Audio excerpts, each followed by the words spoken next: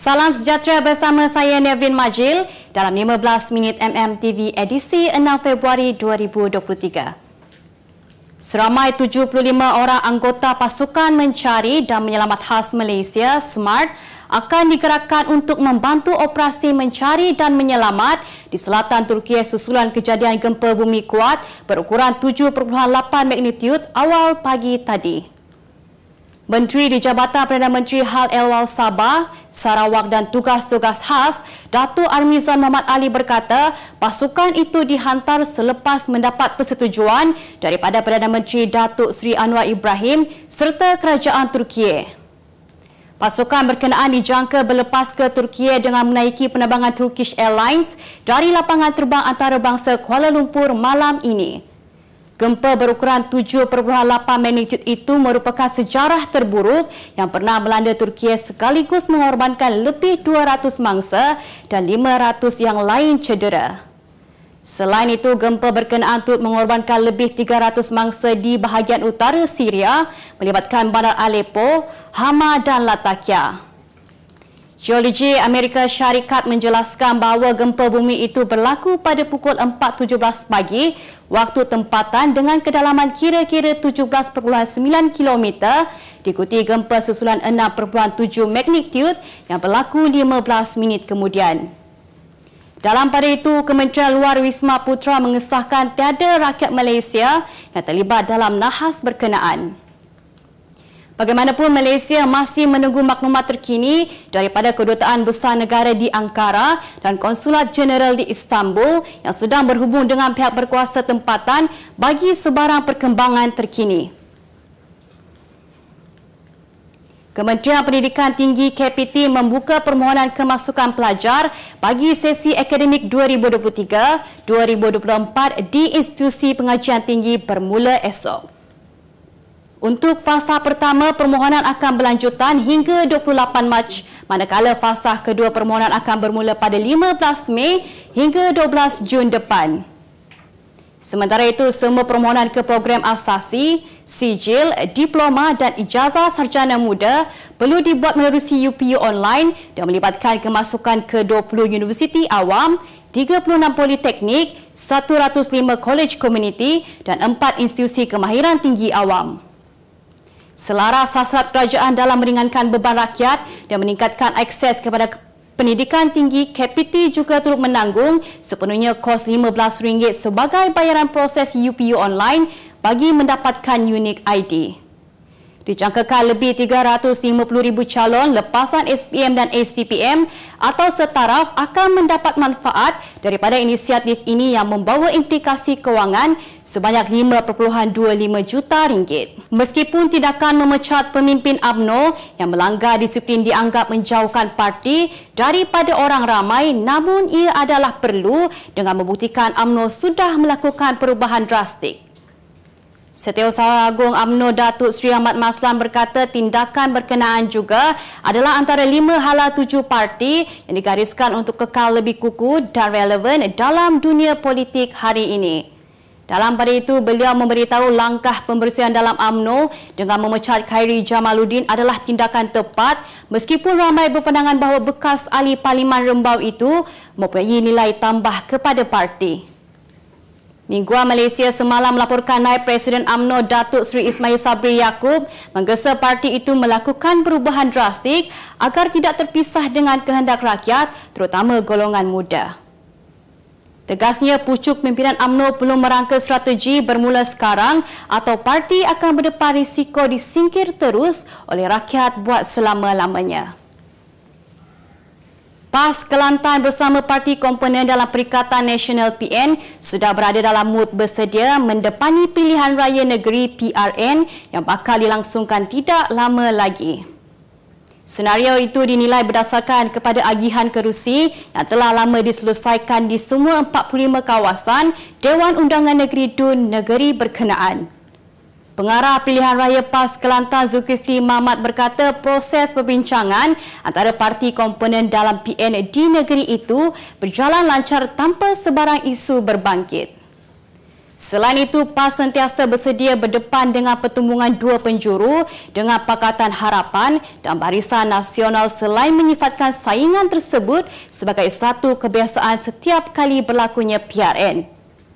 Pada PRU 15 lalu, PAS menyapu bersih semua 14 kerusi parlimen di Kelantan sekaligus meletakkan parti itu dalam zon terbaik untuk terus kekal mentadbir. Saya sayang awak. Abang! Abang! Abang! Baru sos Korea Adabi. Rasa sos pedas yang pasti memukau cita rasa anda.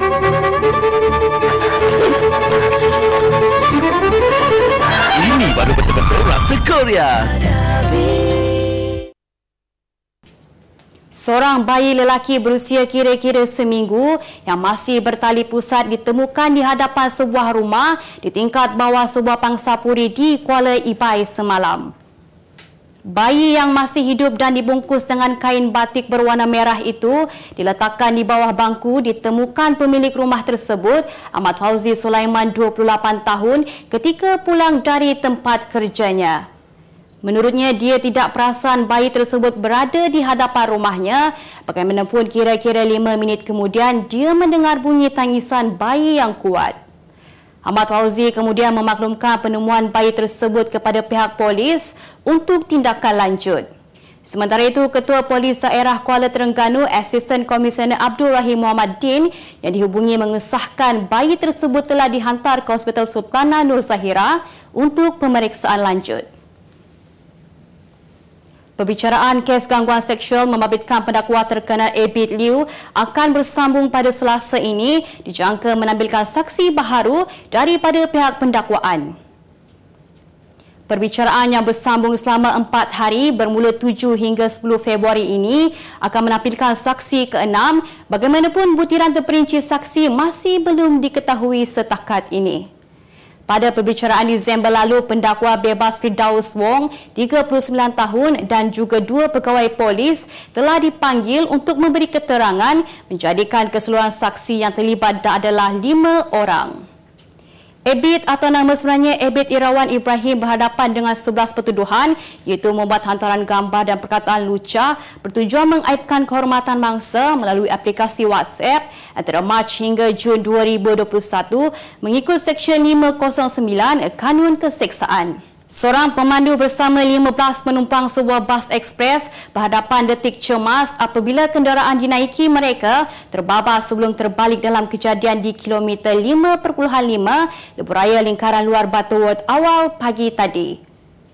Pegawai Operasi Jabatan Bomba dan Penyelamat Malaysia Pulau Pinang, Muhammad Faizul Zainuddin berkata, pihaknya menerima panggilan kecemasan pada jam 4.20 pagi sebelum anggota penyelamat tiba di lokasi kejadian 2 minit kemudian.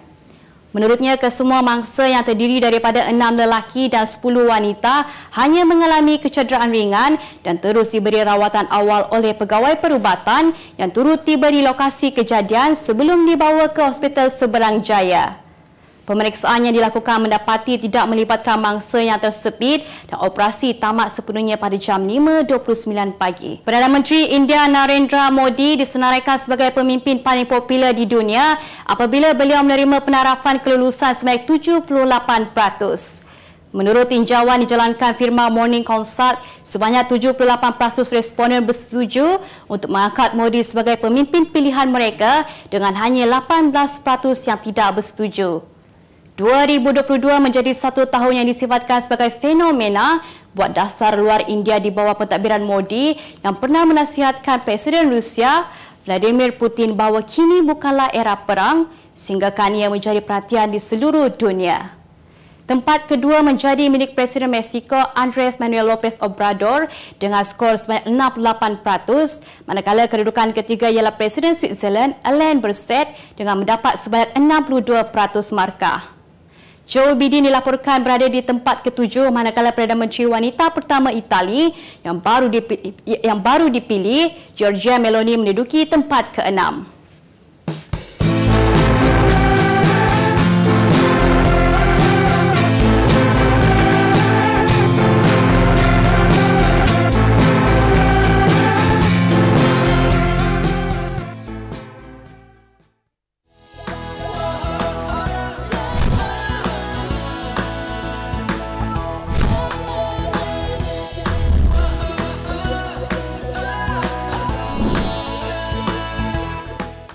Kita beralih ke berita ekonomi. Kementerian Perdagangan Dalam Negeri dan Kos Sara Hidup KPDN mengeluarkan 60 notis serap 296 jenis barangan yang diperiksa bagi tujuan analisis dan siasatan berhubung kenaikan harga sayur-sayuran melalui operasi Pasar Pasar.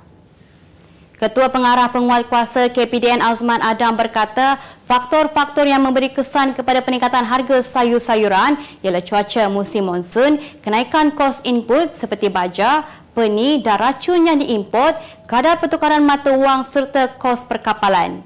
Ujarnya inisiatif Pasar ini dijalankan di bawah Akta Kawalan Harga dan Enti Pencatutan 2011 bagi menangani kenaikan harga bahan mentah secara berlebihan terutama sayur-sayuran yang dipasarkan. Selain itu, beliau turut menegaskan KPDN akan sentiasa bekerjasama dengan Kementerian Pertanian dan Keterjaminan Makanan serta pihak peniaga bagi memastikan bekalan sedia ada sentiasa mencukupi dan kementerian tidak akan berkompromi dengan mana-mana pihak yang menawarkan harga keterlaluan. Persatuan Kontraktor Bumiputera Kelas F Malaysia Pahang berharap kerajaan menaikkan had perolehan untuk kontraktor G1 atau Kelas F daripada RM200,000 kepada RM300,000 dalam pembentangan bajet 2023. Yang di-Pertua Persatuan Kontraktor Bumiputera Kelas F Malaysia Pahang Nur Hamila Muhammad Datar berkata langkah itu selaras peningkatan harga bahan binaan dan buruh sekaligus membantu kontraktor G1 lebih berdaya saing. Tambahnya, amalan melantik syarikat konsesi ini diteliti semula malah perlu dibawa ke pihak yang berwajib supaya pemberian projek diberi secara telus dan saksama. Ujarnya kerajaan belum memperbanyakkan kerja undian di bawah RM200,000 di setiap sektor antaranya Kementerian Pendidikan, Kementerian Kemajuan Luar Bandar dan wilayah pihak berkuasa tempatan, Jabatan Kerja Raya dan Jabatan Pengairan dan Saliran. Kerajaan juga diharap menghentikan permohonan lesen kontraktor G1 atau Kelas F mengelak lambakan kerana jumlahnya ketika ini sudah pun melebihi 40,000 orang di seluruh negara. Berita sukan. Pelari 400 meter wanita negara Shirin Veleboy berjaya memecahkan rekod kebangsaan dan juga pencapaian peribadi terbaiknya untuk kali ketiga melalui kejohanan jemputan Lewis di Chicago kemarin menerusi catatan masa 52.87 saat. Dia menjelaskan musim perlumbaan bagi trek dalam Dewan akan berjalan sehingga bulan hadapan dan dia akan beralih semula ke trek biasa pada April nanti. Kali pertama memecah rekod kebangsaan pada Mac tahun lalu ketika menjuari acara 400 meter kejohanan Division 2 trek dan padan dalam Dewan National Collegiate Athletic Association di Kansas dengan catatan masa 53.79 saat. Kali kedua dalam kejohanan Bearson Gajah Classics dalam Dewan di Minnesota sekaligus menjadikan pelari wanita pertama Malaysia yang berjaya merekod catatan masa di bawah 53 saat bagi acara 400 meter. Untuk rekod ketiga-tiga pencapaiannya ini meleburkan rekod 16 tahun yang dicipta Nursela Muhammad Khalid dengan catatan masa 54.58 saat.